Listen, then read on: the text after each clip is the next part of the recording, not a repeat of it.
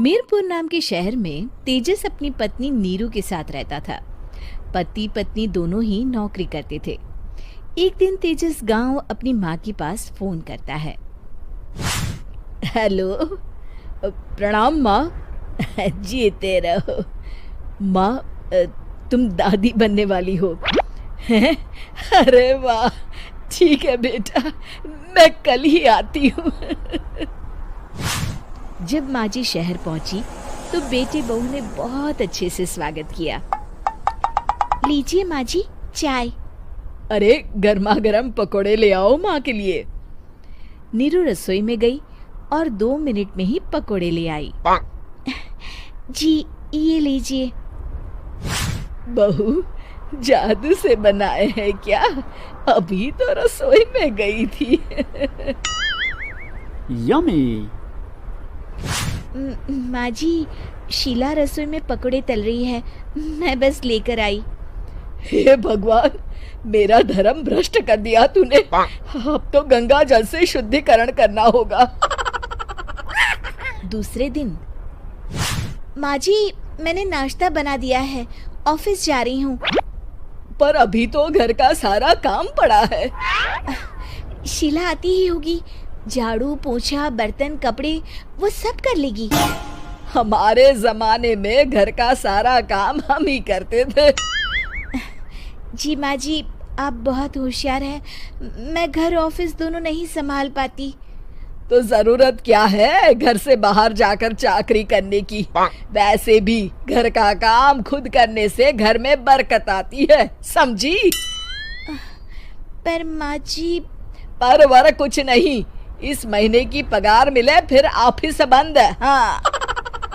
रात को नीरू तेजस से कहती है, सुनिए जी, माँ जी बोल रही थी कि मैं नौकरी छोड़ दूं।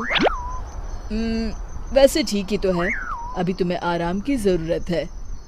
फिर भी आराम कहाँ, शीला को छुड़ाने के लिए बोल रही थी। तो अब 24 घंटे में इतना काम तो कर ही सकती हो।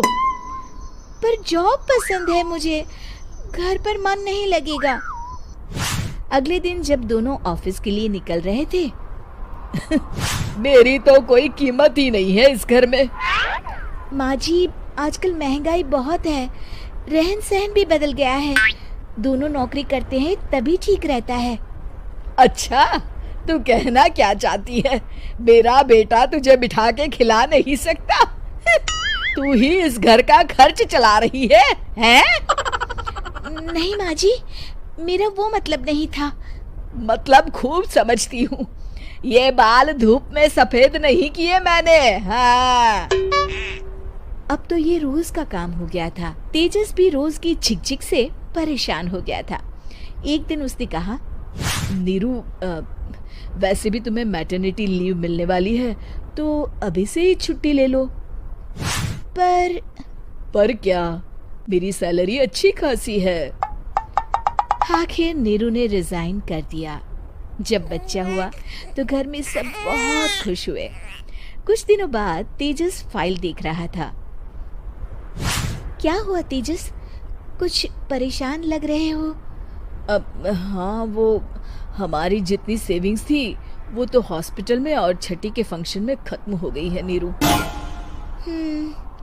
और अभी वैसे मंदी चल रही है तो मैं बोल रही थी कल मुन्ना को हेपेटाइटिस का टीका लगवाना है।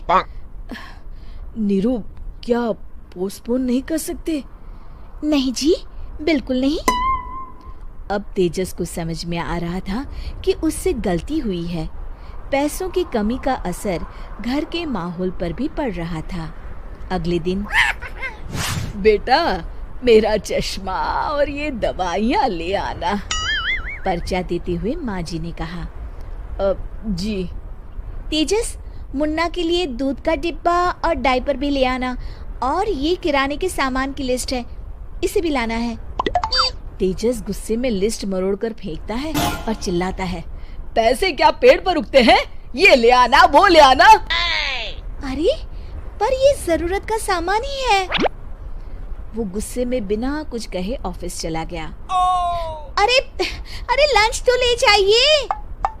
नीरू दौड़कर डिब्बा पकड़ाती है एक दिन खाना खाने के बाद, नीरू, अब तो मुन्ना कुछ बड़ा हो गया, तो अब तुम वापस ज्वाइन कर लो ना जॉब। पर इस रिसेशन में जॉब मिलना बहुत मुश्किल है। ट्राई तो करो। फिर मुन्ना? माँ जी है ना, और एक फुल टाइम मेड भी लगा लेंगे। पर माँ जी, उन्हें तो पसंद नहीं। तभी माँ जी वहाँ आ जाती है और प्यार से नीरू के सर पर हाथ फेरते हुए बोलती है, अब मेरी समझ में आ गया बहू, पहले के और अब के समय में अंतर है। तुम काम शुरू करो, मुन्ना की जिम्मेदारी मेरी। मेरी प्यारी माँ जी। ये कहकर नीरू उनके गले लग गई। शिक्षा, परिवर्तन संसार का नियम है, हमें भी समय के साथ चलना चाहिए। उम्मीद है कि आपको हमारी ये कहानी पसंद आई होगी। कृपया हमारे चैनल को सब्सक्राइब करें और सभी अपडेट्स के लिए बेल आइकन जरूर क्लिक करें। और हाँ, वीडियो लाइक और शेयर करना मत भूलिएगा। Bye bye.